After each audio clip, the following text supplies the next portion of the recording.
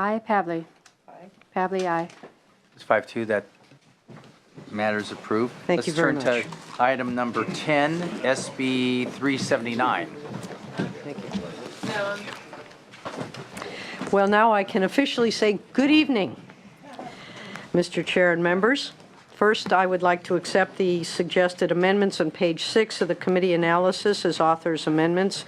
I appreciate the staff suggestions on this, and as always, the good work that the committee staff does to improve upon the quality of these pieces of legislation. I believe that climate change is probably the foremost challenge of our time, and I am not alone in that. There are, I think, many people of goodwill who share that belief, and we know it's already having a significant effect in California. For example, a study that was done by our own Office of Environmental Health Hazards Assessment, belovedly known as OEHA, in 2013 reported that climate change is occurring throughout our state. Impacts include decreasing spring snowmelt runoff, which of course we're all quite acutely aware of, rising sea levels, shrinking glaciers, increasing wildfires, warming rivers and lakes, and the gradual migration of many plants and animals to higher elevations. We all know that California has become a national leader in mitigating the effects of climate change by developing a strong program to reduce greenhouse gas emissions. However, more work needs to be done at the local level to adapt to the effects of climate change we're already experiencing. And there are many efforts underway in California by the administration to address climate change, which the committee analysis highlights. And Mr. Chair, you have a bill being heard, or that will be heard sometime before the millennium, to require better coordination by state agencies, among other things. This measure focuses on efforts at the local level. Currently, there is no requirement in law that local governments consider climate adaptation as part of their general plan process in planning for the future. SB 379 would solve that problem by requiring local governments to include a vulnerability assessment and climate adaptation strategies in the safety elements of their general plans. Updates would occur the next time they're required to update their housing elements, which begins in January of 2017. Not making them do it now, but when they start reviewing their housing elements in 2017, this bill specifies information that have to collect and would allow local governments to take advantage of work already done. What a notion, not having to reinvent the wheel. For example, many communities have already prepared a hazard mitigation plan, which is required by FEMA for locals to receive federal funding. Provisions in this bill would allow locals to attach the document by reference if it meets the requirements set forth in the bill.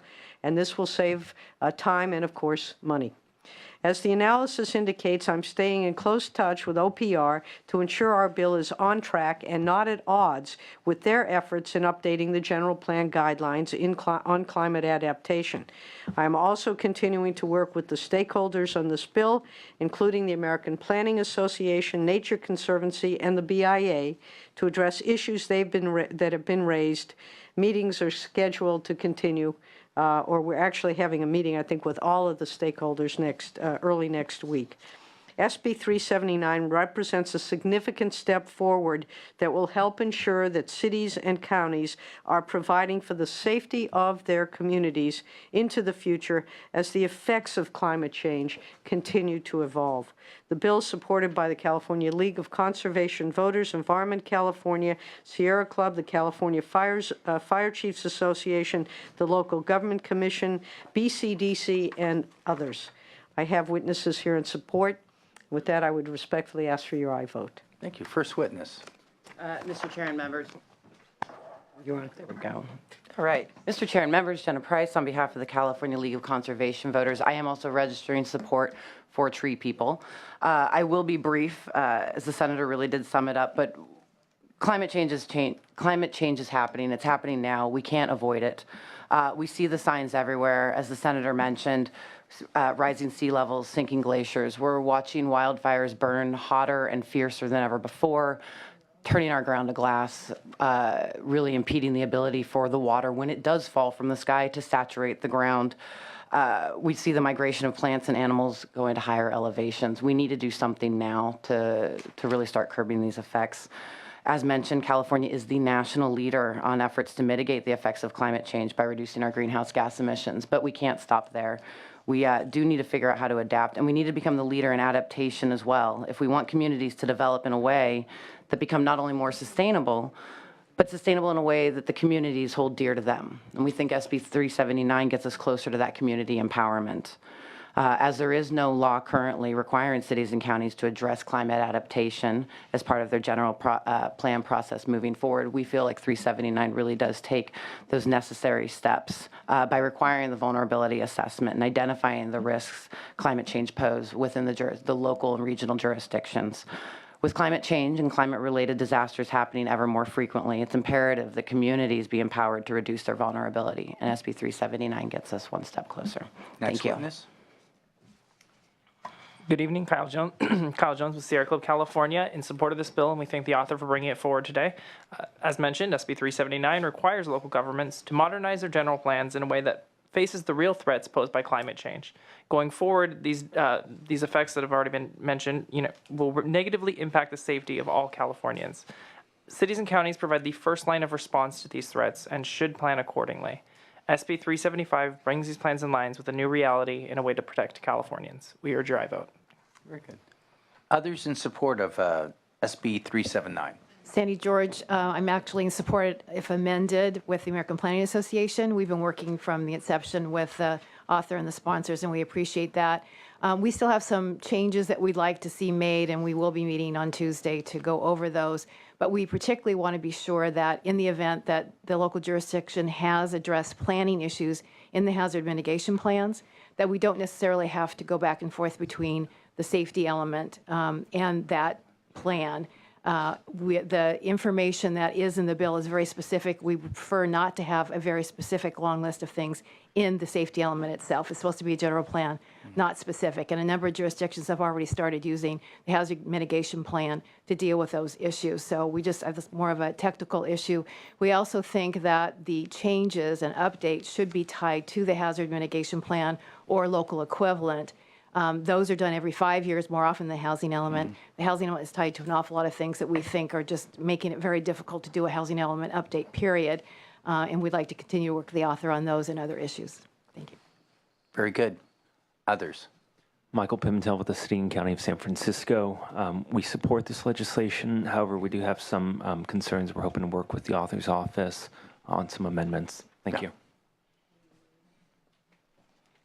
Brian Early, on behalf of the Nature Conservancy, we have support if amend position in this bill. We'd like to thank Senator Jackson for bringing this forward. We think this is a very good bill that really highlights the good work the local governments are doing thus far in adaptation and really shows that we need to be doing more.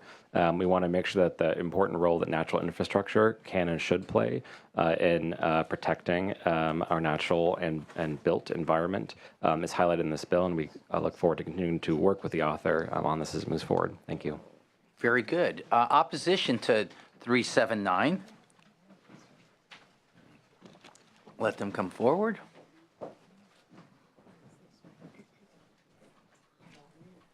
Good evening, Mr. Chair and members. Thank you. Good evening, Mr. Chair and members. Cassie Gilson on behalf of the California Building Industry Association. And while CBIA is opposed to the bill at the moment, I would like to thank the author and her staff for their diligent engagement and also for bringing this bill forward.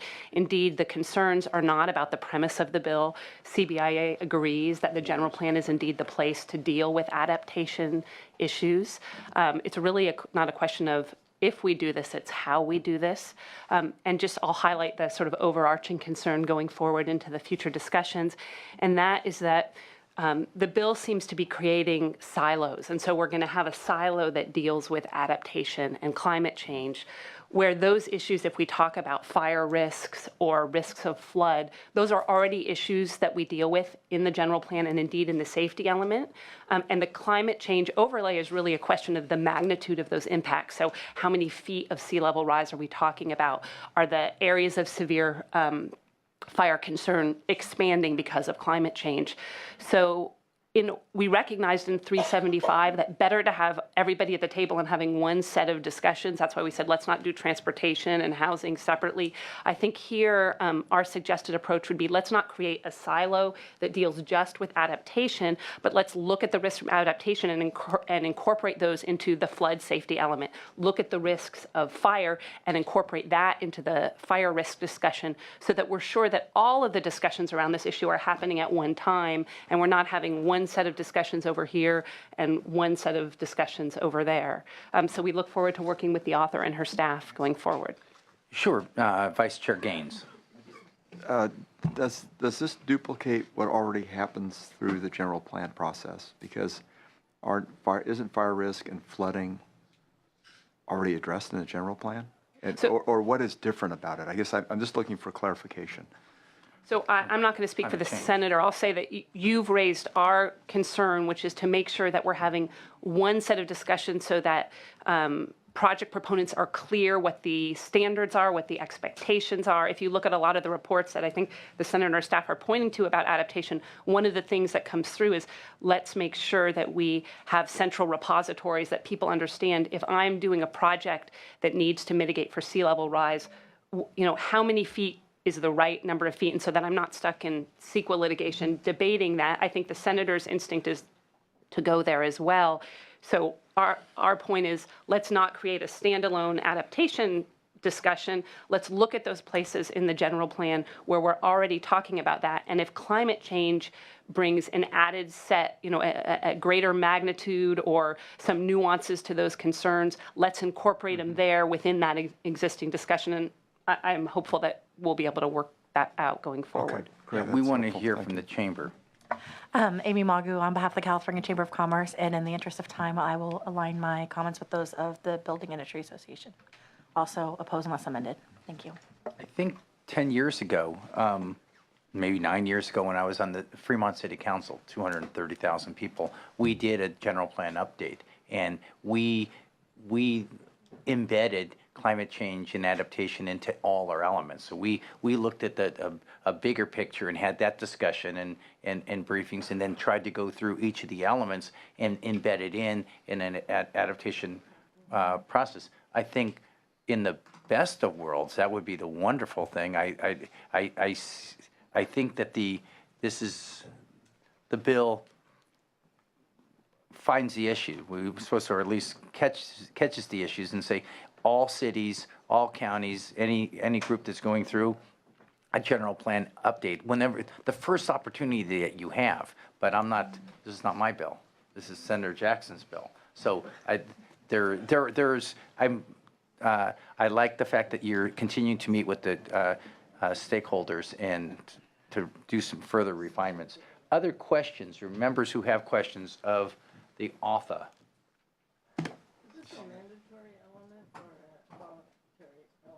Housing elements mandatory. Oh, it's housing elements. Yeah. So that's the only one that. Right, they have to do. Because some of them are. Yeah. Well, just to close, obviously, we have work to do. I think we're all seeking the same goal, and I look forward to continuing the conversations. We have to address climate change and want to make sure that we do so in a way that deals with the issue effectively. I know that we have this every 5-year requirement, and I think that this is the appropriate time to really have this issue be incorporated and be clear that we need to incorporate it, because sometimes you can have, when we have a fire plan, we have to also make sure that it does take into account climate change, and climate change does also have other ramifications with all these issues, and that's really what we want to focus on. Ask for your aye vote. Vice Chair Gaines. Just, I'm going to lay off, and I appreciate the fact that you're working with CBIA and the chamber, and my hope is that those issues can be resolved by the time it gets to the floor. Thank you. Thank you. Chair will entertain a motion at this time. Thank you, Senator Leno.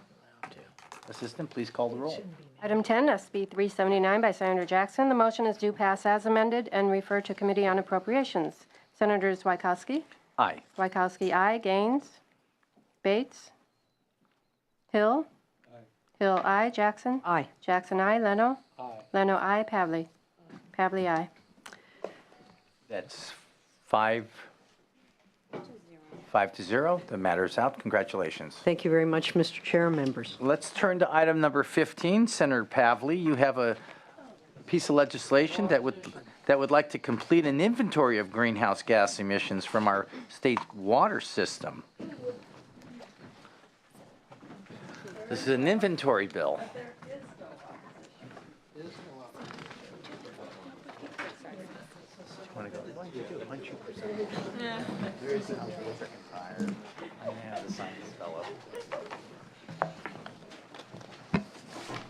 First of all, may I start by gratefully accepting the suggested committee amendment to ensure that we don't presuppose emission reductions from certain water projects. So accept that as an author's amendment. A few weeks ago down in my district, I had an amazing sort of select committee hearing where about 20 or 30 of the most engaged people on looking at water and energy as a nexus issue, especially given that 20% of all the energy we use in the state is moving and treating and heating water. Trying to put those two together, but we need the metrics right. We need a report done on how much carbon is embedded in the transportation and the treating of water. If we get this right and the report is done correctly, it opens up the opportunities for use of greenhouse gas emission funds, which is the goal. So you get a double win if you will reduce energy consumption, plus get into water conservation projects, especially during these times of drought. We've got to have this report so that they can look at Energy Commission, locals. It's complicated, very complicated. So ask for your aye vote. To articulate that clear nexus that we need. We do need that legal nexus. First witness. Thank you, Senator, and good evening, Senators. My name is Laura Wislin. I'm with the Union of Concerned Scientists, and I'm here today in strong support of SB 471. So there are more than 7,000 water and wastewater utilities that use electricity to pump, treat, and transport water, often long distances, to users throughout the state. And as the Senator mentioned, this electricity represents a significant amount of all the electricity consumed in the state, and requirements are expected to grow as utilities pursue more energy-intensive groundwater supplies in the face of an increasingly severe drought. In addition, many water utilities are not asked to provide their data on how much electricity they use or the sources of electricity, or if they are asked to provide it, it's not standardized and compiled across the state. This lack of information hampers the state's ability to understand how the water sector can optimize low-carbon energy investments. And unlike the electricity sector, there's no agency responsible for determining the most cost-effective and beneficial ways that water utilities can reduce greenhouse gases and rely upon cleaner sources of electricity. Therefore, we are particularly appreciative of how this bill moves us forward in terms of getting better information on the greenhouse gas emissions and ways to provide pathways for the water sector to develop cleaner and more efficient electricity sources. I respectfully urge your aye vote. Thank you. Next witness to support. Good evening, Mr. Chair and members. Rod Brewer for Southern California Edison. We're here in support of Senator Pavley's bill, SB 471.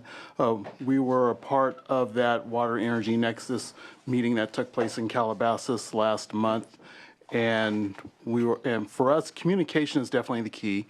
Southern California Edison has been working closely with water districts and state agencies to try and tie this water energy nexus together to effectively create energy efficiency as well as water efficiency as well. And so as we're working to reduce greenhouse gas emissions and also promote the safe, affordable, and reliable delivery of electricity to our customers, it's important that we have something in place to get that ball rolling. And we feel that SB 471 moves in that right direction. And we thank Senator Pavley for her leadership on this bill. That's my close. Thank you, Chair and members. Mark Others Fenstermaker on behalf of the Sonoma County Water Agency in support. Thank you. Thanks. Next. Danielle Blass with the California Municipal Utilities Association. We represent electric providers and also water agencies. We have a supportive amended on the bill, but actually the amendments we're requesting mirror the committee analysis, so we appreciate that. And I just want to say that we are huge supporters of the water energy nexus and greenhouse gas emission nexus, obviously, because we stayed the whole day, and very much appreciate Senator Pavley's efforts to bring this issue to light and continue to have active and constructive conversations Thank with you her to office. anyone who stayed in the room until 6:30. That quantification that we're going to do. Next in support. Kyle Jones with Sierra Club California in support. Thank you. And Jenna Price with the California League of Conservation Voters. We are in strong support. Thank you. Excellent. Opposition to SB 471. We've done it. 9.5 hours and. No. We have a motion. We do not have a motion. I'll entertain a motion. Senator Jackson moved it. Oh, Senator Jackson. Okay. No. It's okay. There's a motion.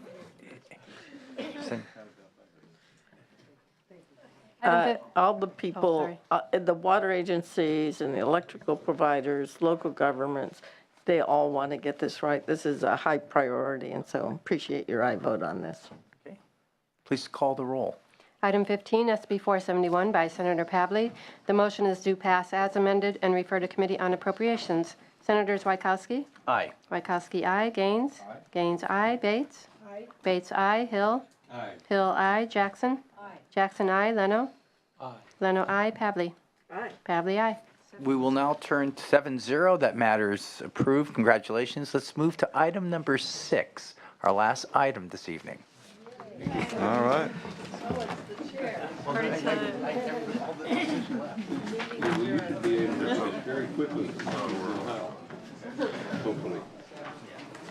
Senator Wykowski, Senate Bill 246. Thank you. I have with me from staff Lori Harris. We will be taking the 2 technical amendments, clarifying that's in the committee analysis. As we all know, this will establish in statute the Climate Action Team to coordinate this body of reforms that we want to make in the California's climate policy and ensure that we have a comprehensive approach to the state's overall climate strategy. I have with me some diehards that would not leave, that want to be here. I have lots to say about this. I think I'm going to keep it to myself. We're here for night. Yeah. Go ahead. I'll be brief. Mr. Chair and members, Jenna Price on behalf of the California League of Conservation Voters, once again registering support also for tree people. I'm going to try to make it from the last adaptation one. Significant climate change will continue to occur this century, regardless of the extent of future greenhouse gas reductions. The effects of climate change are apparent already. Our sea levels are rising, threatening flooding, while at the same time, we are in a 4th year of a drought that shows little to no signs of letting up and is in fact only likely to get worse. Impacts on regional economies and local livelihoods are substantial, and whether or not we are aware of it or choose to believe it, climate change has affected the lives of every single Californian already. Reactive measures alone are unlikely to meet the task of reducing human vulnerability to disasters, and we need to move toward a more proactive, anticipatory approach that strengthens human resilience and livelihood security. Currently, California is lacking a comprehensive approach to address the ways our state can adapt to climate change. SB 246 would create the Climate Action Team in statute, as the senators already mentioned, tasking experts from various agencies to come together and coordinate the state's resiliency coordinate the state's climate policy, providing information to assist local governments and regional bodies in mitigation and adaptation efforts. Taking steps like this will enhance the state's ability to address climate change with consideration to different regions and population centers in California who are all affected but in different ways. Thank you, and we ask for your aye vote. Great. Next witness. Mr. Chair, members, Brian Early on behalf of the Nature Conservancy in support. As has been said, the climate is changing, and the sooner that the state acts to factor in changing climate into its investments, the cheaper we can adapt to climate change. I think enough has been said on the subject, but I do want to certainly thank the senator for incorporating natural infrastructure into this bill. We have found that if you work with nature rather than against nature through the use of floodplains or wetlands, we can ameliorate the effects of climate change in a much easier fashion. Thank you very much. Great. Thank you. Next witness. Hello, Katrina Robinson on behalf of Audubon, California, also in support. Excited to see the governor's release on GHG reductions and climate adaptation today, and I think it's a great, it's going to be a great complement to the senator's bill. Thank you. Thank you. Josh Malone for the Green Builders and the California Climate and Action Network. I was told that this was coming up at 9 a.m. this morning. Other than that, I'm thrilled to support the bill. Great. Thank you. Next witness in support. Eddie Moreno on behalf of Sierra Club California in support. Thank you. Fabiola Lau on behalf of the Coalition for Clean Air in support. Thank you. Any other witnesses in support? Any witnesses in opposition? Any questions of the committee?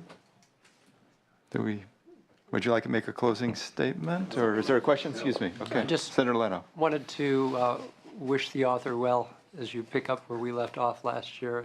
We're picking up on one of your issues this year. We all need to be paying more and more attention to this. And from a district surrounded by water on three sides, we have no other options but to pay attention. But this is going to impact all of California, or it is already impacting California very quickly, and we have to be prepared.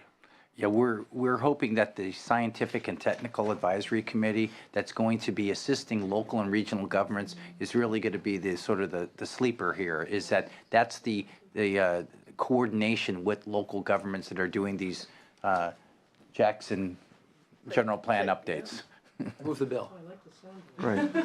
All right, we have a motion. Is that your closing statement, or? It is.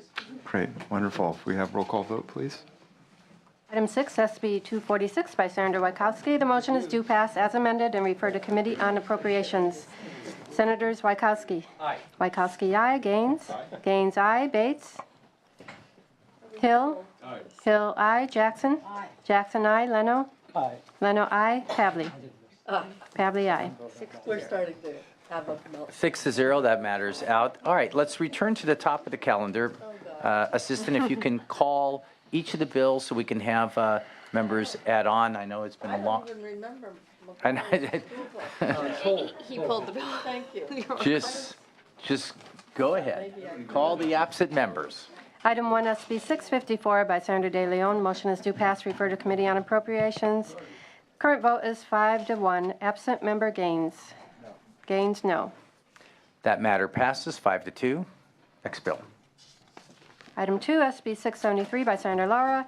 Due pass as amended, refer to Committee on Appropriations. Current vote is 5-1. Absent member Gaines. No. Gaines, no. That matter passes 5-2. Item 3, SB 32, Pavley. Motion is due pass as amended, refer to Committee on Appropriations. Current vote is 3-1. Absent members Wachowski. Aye. Wachowski, aye. Gaines. No. Gaines, no. Hill. Aye. Hill, aye. That matter passes 5-2. Item 5, SB 240 by Senator Stone. Motion is due pass, refer to Committee on Appropriations. Current vote is 1-4, with the chair voting no. Absent member Gaines. Aye. Gaines, aye. Hill. 1-4, with chair voting no. Hill, no. That matter 2-5. fails 2-5. Motion with unanimous consent, the matter is referred to reconsideration. Reconsideration? Granted reconsideration. Okay. Next bill. Oh, we did it. Yeah. Item 7, SB 334 by Senator Leyva. Motion due pass, refer to Committee on Appropriations. Current vote is 5-0. Absent members Gaines. Aye. Gaines, aye. Jackson. Aye. Jackson, aye. 7-0. That matter passes 7-0. Item 8, SB 350, Senators De Leon and Leno. Motion due pass, refer to Committee on Approps. Current vote, 5-1, with the chair voting aye. Absent member Gaines. No. Gaines, no. 5-2. That matter is approved 5-2. Item 9, SB 367 by Senator Wolk. Motion due pass as amended, refer to Committee on Appropriations. Current vote is 4-0, with the chair voting aye. Absent members Gaines. Aye. Gaines, aye. Jackson. Jackson, aye. Pavley? Aye. Pavley, aye. 7-0. That matter is approved 7-0. Item 11, SB 389 by Senator Berryhill. Motion due pass, refer to Committee on Judiciary. Current vote is 1-4, with the chair voting no.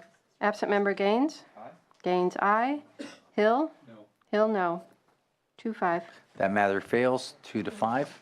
Reconsideration? Reconsideration is unanimous consent. Reconsideration is granted. Item 12, SB 398, Senator Leyva, do pass, refer to Committee on Appropriations. Current vote 4-0. Absent members, Gaines? Aye. Gaines, aye. Bates? No. Bates, no. Jackson? Aye. Jackson, aye. 6-1. That matter is approved, 6 to 1. Item 13, SB 400, Senator Lauda, do pass, refer to Committee on Appropriations. Current vote is 5-0. Absent members, Gaines? Aye. Gaines, aye. Hill? Aye. Hill, aye. 7-0. That matter is approved, 7-0. Item 14, SB 454, Senator Allen, do pass, refer to Committee on Appropriations. Current vote, 5-1. Absent member Gaines? No. Gaines, no. 5-2. That matter is approved, 5 to 2. Item 17, SB 513 by Senator Bell, do pass, refer to Committee on Appropriations. Current vote, 5-0. Absent members Gaines? Aye. Gaines, aye. Bates? Aye. Bates, aye. 7-0. That matter is out, 7-0. Item 19, SB 552, Sandra Wolk, do pass, refer to Committee on Appropriations. Current vote, 3-0, with the chair voting aye. Absent members Gaines? Aye. Gaines, aye. Bates? Jackson? Jackson, aye. Pavley? Aye. Pavley, aye. Go ahead. 6-0. That matter is approved, 6-0. Item 23, SB 637 by Senator Allen, do pass as amended, refer to Committee on Appropriations. Current vote, 5-0. Absent members Gaines? No. Gaines, no. Bates? No. Bates, no. 5-2. That matter is out, 5 to 2. Item 24, SB 687 by Senator Allen, do pass as amended, refer to Committee on Appropriations. Current vote is 2-1. Absent members Wykowski? Oh, aye. Wykowski, aye. Gaines? No. Gaines, no. Absent member Hill? Aye. Hill, aye. Jackson? Jackson, aye. 5-2. I have problems with that, didn't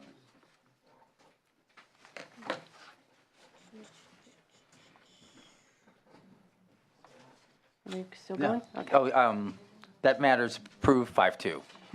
Item 25, SB 706 by Senator Pavley, do pass, refer to Committee on Appropriations.